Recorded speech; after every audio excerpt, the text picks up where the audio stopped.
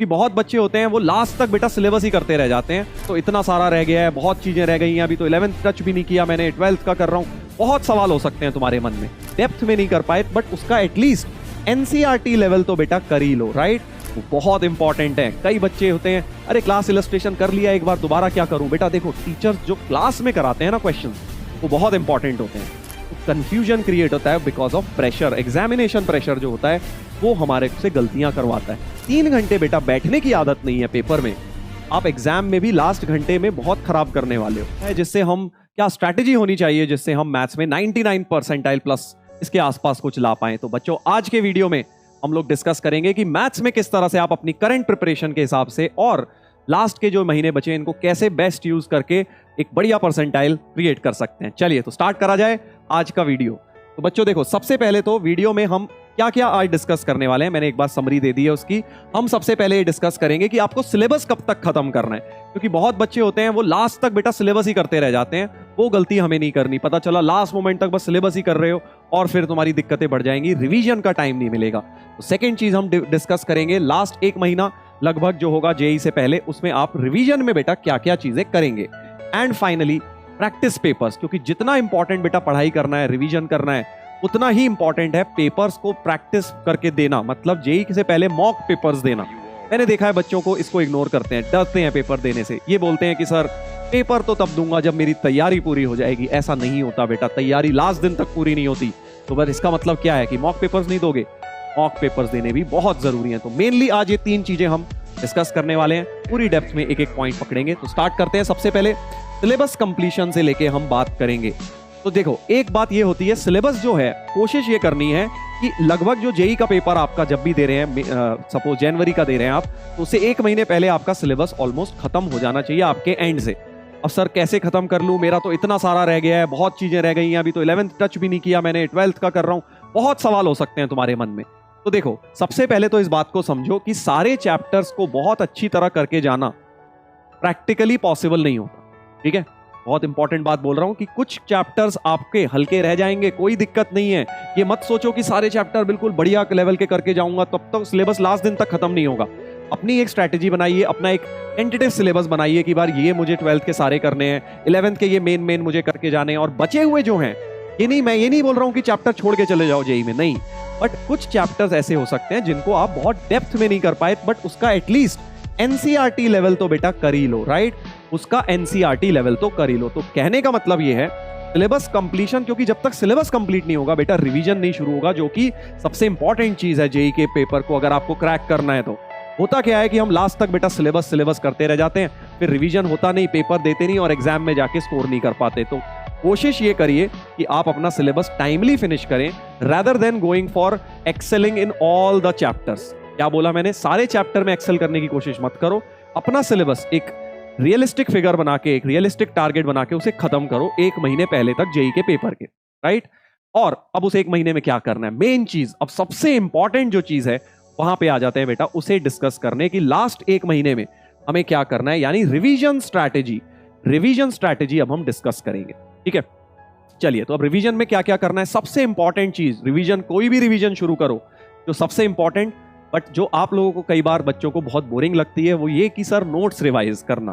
Notes revision बहुत अच्छी तरह से तुम्हें अपने सारे नोट्स रिवाइज करने हैं बेटा। जहां से भी तुमने पढ़ाई करी है, जो भी तुमने नोट्स बनाए हैं, उनका ढंग से रिवीजन करना है। मुझे पता है बच्चों को बोरिंग लगता है, क्योंकि यार वो थियोरेटिकल चीज है, पेज पलटने हैं, याद करना है चीजें, बट वो बहुत इंपॉर्टेंट है, ट्रस्ट मी। क्योंकि बच्चों, अल्टीमेटली तुमने जो 2 साल 1 साल पढ़ाई करी है, वो उस पूरी चीज की समरी क्लासेस की तुम्हारी नोटबुक में है। और अगर उस समरी को तुम अपने साथ लेके ही नहीं जाओगे जेई में, वो ट्रिक्स साथ लेके नहीं जाओगे, तो कैसे जेई क्रैक करोगे यार, है ना। मैंने बहुत लोग बच्चों को देखा है, नोट्स का क्या करना है सर, फॉर्मूले याद कर लिए मैंने, तो शॉर्ट नोट्स बना लिए।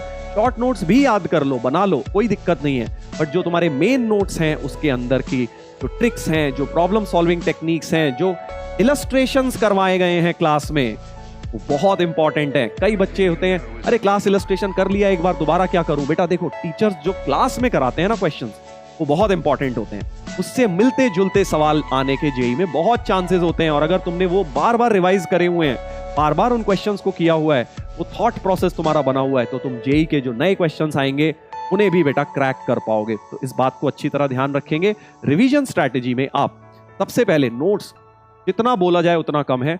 अच्छी तरह एक एक नोट्स, क्या आपको नोट्स में इसका सिंपल तरीका है, अगर मैं तुमसे कोई क्वेश्चन दिखा दूं और तुमसे पूछूं क्या ये तुम्हारे क्वेश्चन नोट्स में है, यस और नो, तुम्हें पता होना चाहिए हर चैप्टर का।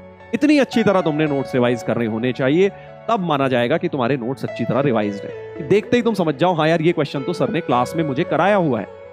अगर वो स्टेट पहुंचा हुआ है तो नोट्स अच्छी तरह रिवाइज है, वरना रिवाइज नहीं है। इसको आप ट्राई करिए एक बार, देखना इसका बहुत डेफिनेटली आपको फायदा होगा। थोड़ा बोरिंग लगेगा बट जेईई में तुम्हें इसका फायदा बहुत होने वाला है। एंड देन लास्ट चीज रिवीजन में जो आपको करनी है, ऑब्वियसली पेपर्स पर भी आएंगे वो बात की चीज है, बट रिवीजन में क्या क्या करना है, पहले आपको नोट्स रिवाइज, साथ में क्लास के क्वेश्चंस या फिर वो क्वेश्चंस जहां पे आप फंसे थे, जो डाउट्स आए थे वो भी कर सकते हो। साथ में बेटा पीवाईक्यू जरूर लगाओ, जो चैप्टर कर रहे हो उसके पीवाईक्यू जरूर लगाओ साथ में, ताकि तुम्हें पता रहे कि यार किस तरह के क्वेश्चंस आ रहे हैं। जो चैप्टर तुम्हारा ज्यादा वीक है उसमें ज्यादा पीवाईक्यू लगा लो, 5-6 साल के पूरे लगा लो, 19 से लेके 23 तक के सारे लगा लो। बहुत क्वेश्चंस हैं, 18-19 से देखें 23 तक देखें, बहुत सारे सेट हैं, बहुत सारे सवाल आए हैं, तो इतने भी कर लिए बहुत हैं। ठीक है, 22-23 के थोड़े मुश्किल हैं, तो पहले 19-20-21 के करो, फिर 22-23 पर आओ, 2022 एंड 2023 के लास्ट में रखिए। ठीक है, तो पीवाईक्यूज करोगे तुम्हें कॉन्फिडेंस आएगा, समझ आएगा कि किस तरह की चीजें पूछी जा रही हैं। और जेईई में तुम देखो यार, तुम पिछले 3-4 सालों में देख लो, सिमिलर से क्वेश्चन उठा के बस डेटा चेंज करके, साल चेंज करके नया सवाल बना दिया। तो बहुत चांसेस हैं, अगर तुमने ये 5 साल के पीवाईक्यू लगा लिए, तुम्हारे 50% क्वेश्चंस तो जेईई के पेपर वाले दिन इसी के अराउंड बनने वाले हैं। बिल्कुल क्लियर शब्दों में बता रहा हूं, तो पीवाईक्यूज को जरूर करना है। तो वैसे रिवीजन की एक स्ट्रैटेजी मैंने लास्ट में भी आपको दिखा दूंगा, जिसमें कई बार बच्चों को लगता है सर रिवीजन करना कैसे है, तो ठीक है बट प्लान बता दीजिए कौन से वीक क्या करूं, एक किस को कितना टाइम दूं। तो उसके लिए मैंने एक सैंपल, एक तरह से एक रिवीजन प्लानर आपको लिए तैयार किया है, वो लास्ट में दिखाऊंगा जब हम टेस्ट का डिस्कशन कर लेंगे उसके बाद। राइट, चलिए तो अगला पॉइंट आ जाता है। ये 2 पॉइंट्स हो गए हमारे, कौन कौन से। सबसे पहले syllabus completion, timely syllabus complete करना है भाई, 1-1.5 महीने पहले अगर सिलेबस कंप्लीट करो, रियलिस्टिक टारगेट बनाओ। और नंबर 2 कि आपको क्या करना है, रिवीजन बहुत ढंग से करना है, मेन फोकस बेटा रिवीजन पे करना है। होता क्या है, हम उल्टा करते हैं, हम मेन फोकस करते हैं सिलेबस कंप्लीशन पे और रिवीजन को देते हैं हफ्ता 10 दिन, ये हो जाती है गड़बड़। मैं कह रहा हूं कि तुम रिवीजन को 4 हफ्तों से लेके 6 हफ्ते तक का टाइम दो मिनिमम, इतना टाइम रिवीजन के लिए रखो। राइट, एंड साथ साथ प्रैक्टिस टेस्ट पे आ जाते हैं। प्रैक्टिस टेस्ट ये वो एक चीज है जिससे बच्चे बहुत डरते हैं, मन नहीं करता देने का। अरे सर क्या करूंगा प्रैक्टिस पेपर देके, अभी तो तैयारी पूरी कहां हुई है सर, अभी तो बहुत कुछ रह गया है, अभी दे दूंगा तो मार्क्स कैसे आएंगे सर, मार्क्स तो आएंगे ही नहीं क्योंकि मेरी तो तैयारी पूरी नहीं है। तो बेटा देख, अगर तेरे भी माइंड में डाउट आता है तो पहले तो ये समझ ये गलत स्ट्रैटेजी है। ठीक है, ये सबको ऐसा ही लगता है कि यार मैं पेपर देके कैसे क्या करूंगा, मार्क्स तो आएंगे नहीं क्योंकि अभी तो और पढ़ लूंगा, अभी तो और तैयारी कर लूंगा, ये लास्ट दिन तक ऐसा ही लगता रहेगा। तो इसका मतलब क्या है कि जेईई देने नहीं जाएगा, जेईई देने तो जाओगे ना। तो अगर जेईई देना है तो तुम्हें आधी अधूरी तैयारी के साथ ही देना है, पहले इस बात को समझो। और अगर आधी अधूरी के साथ ही देना है तो भाई अभी तो प्रैक्टिस पेपर भी तो दो। प्रैक्टिस पेपर में क्या होता है बेटा, तुम बहुत बार ऐसी चीजें समझते हो जो तुम पढ़ते वक्त नहीं समझते। जैसे सर कई बार क्या होता है, हमें लगता है कोई फॉर्मूला आता है, बट जब एग्जाम में लगाने बैठते हैं तो प्लस था कि माइनस था सर याद नहीं आ रहा, ऊपर +2 था नीचे -2 था याद नहीं आ रहा। तो कंफ्यूजन क्रिएट होता है because of pressure, examination pressure जो होता है वो हमारे से गलतियां करवाता है। नंबर 2 क्या आता है, देखो दूसरी गलतियां जो बच्चे करते हैं पेपर देते वक्त, उन्हें यही नहीं पता कि कौन सा क्वेश्चन करना है कौन सा छोड़ना है। क्योंकि जेईई में अगर तूने 99 परसेंटाइल भी लानी है ना, कितने क्वेश्चन सही करने हैं, मुश्किल से 12 से 14 क्वेश्चन अगर तुमने 30 में से सही कर दिए भाई, तो 12-14 क्वेश्चन में 99 परसेंटाइल आ रही है आजकल जिस हिसाब का पेपर आ रहा है। सुनने अजीब लगता है ना, 12-13 क्वेश्चंस भी अगर तुमने अच्छी तरह सही कर दिए, बस गलत नहीं सही कर दिए, तो तुम्हारी अच्छी परसेंटाइल बन जाएगी। ठीक है, 15 तक कर दिए फिर तो बहुत ही बढ़िया बन जाएगी, और भी ज्यादा 99.9 पहुंच जाओगे। तो कहने का मतलब यह है कि क्वेश्चन सिलेक्शन आना बहुत जरूरी है, क्योंकि अगर क्वेश्चन 15 ही करने हैं 30 में से, तो भाई क्वेश्चन छोड़ने की आर्ट भी तो इंपॉर्टेंट है ना। उसको कैसे सीखोगे, तो घर में बैठ के नहीं सीख सकते। जितने सवाल जितने तुम पेपर दोगे प्रैक्टिस के, उतना तुम सीखते जाओगे कि यार कैसे कौन सा क्वेश्चन करना है, कौन सा छोड़ना है, किस में टाइम वेस्ट नहीं करना, कौन से क्वेश्चन में मैं बाद में आऊंगा क्योंकि लेंथी लग रहा है, कौन सा इजी है, इजी मीडियम छांट के पहले करने होते हैं। यही जान के बेटा ऐसे सवाल डालता है जिसमें तुम फंसे, जिसमें तुम लेंथी क्वेश्चन हो और तुम फंसो और तुम्हें लगे कि मैं निकाल लूंगा, बट तूने निकाल तो लिया बट 15 मिनट लगा दिए, क्या फायदा हुआ। ऐसे क्वेश्चन छूट गए लास्ट में जो बहुत आसान थे। तो अपने को यह समझना है कि आर्ट ऑफ प्रॉब्लम लीविंग आनी उतनी ही इंपॉर्टेंट है जितनी इंपॉर्टेंट है आर्ट ऑफ प्रॉब्लम सॉल्विंग, है ना। तो वो कब आएगी, जितने प्रैक्टिस पेपर दोगे। अब प्रैक्टिस पेपर भी कैसे देने हैं, देखो 2-3 तरीके से तुम्हें प्रैक्टिस पेपर्स देने हैं। एक तो टॉपिक वाइज कि भाई मान लो तुमने रिवीजन किया, एक यूनिट पढ़ी मान लो, या फिर एक चैप्टर पढ़ा मान लो, कोनिक सेक्शन पढ़ा, उसका तुमने टेस्ट दिया प्रॉपर तरीके से, राइट। तो ये हो गया चैप्टर वाइज टेस्ट या टॉपिक वाइज। फिर आप कर सकते हो यूनिट वाइज कि भाई आपने अब पूरी कोऑर्डिनेट पढ़ ली, straight line, circle, parabola, ellipse, hyperbola, या पूरी कैलकुलस पढ़ ली, तो उस पूरी यूनिट का एक साथ टेस्ट दो। और फिर होगा लास्ट में फुल सिलेबस का भी आपको 1-1 घंटे के टेस्ट देने हैं। सर ऐसा क्यों करूं सर, मैं टॉपिक वाइज ही दे लेता हूं। कई लोग गलती क्या करते हैं, 4-5 टॉपिक वाइज दिए और ठीक ठाक नंबर आ गए, उन्हें लगता है वो फुल टेस्ट में भी स्कोर कर लेंगे। ये गलत है बेटा। क्यों गलत है?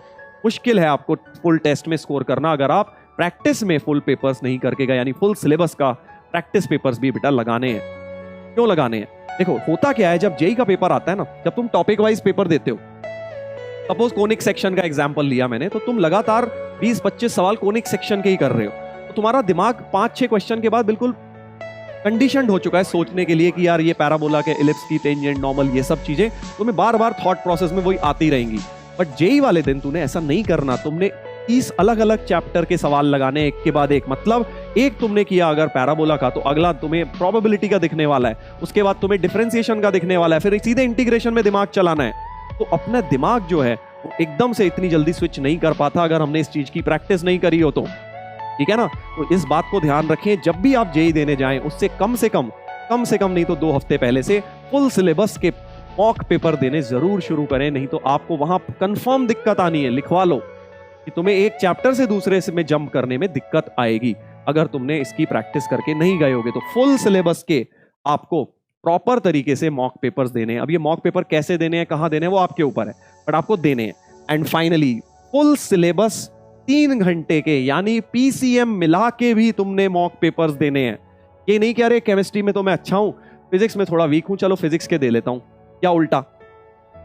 ये नहीं करना है। क्यों? क्योंकि एग्जाम में भी बेटा तूने बैठ के 3 घंटे का पेपर देना है। अब ऐसा क्यों करना है सर, इसका क्या लॉजिक है? चलो ये तो समझ आ गया कि मैथ्स में एक क्वेश्चन से दूसरे क्वेश्चन में जंप करने में मुझे दिक्कत होगी, एक टॉपिक से दूसरे टॉपिक में, तो आप कह रहे हो फुल सिलेबस करना है। बट सारे सब्जेक्ट एक साथ भी देने क्यों है? 3-3 घंटे क्यों बैठ के देना है? मैं 1-1 घंटे के दे लूंगा सर अलग अलग स्लॉट्स में।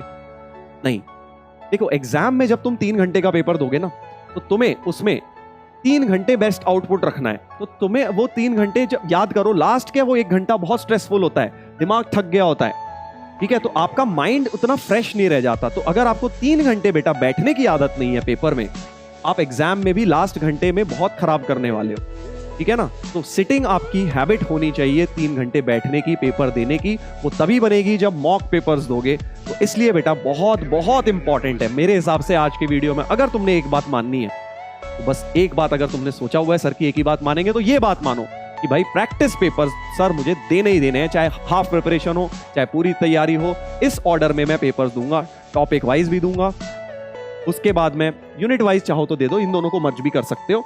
फुल सिलेबस पक्का दूंगा सर, पूरे मैथ्स के सिलेबस के सपोज 5-6 पेपर दूंगा, पूरे पीसीएम के मिला के कम से कम 4-5 पेपर्स मैं जेई मेन वाले पेपर से पहले देख के जाऊंगा, राइट।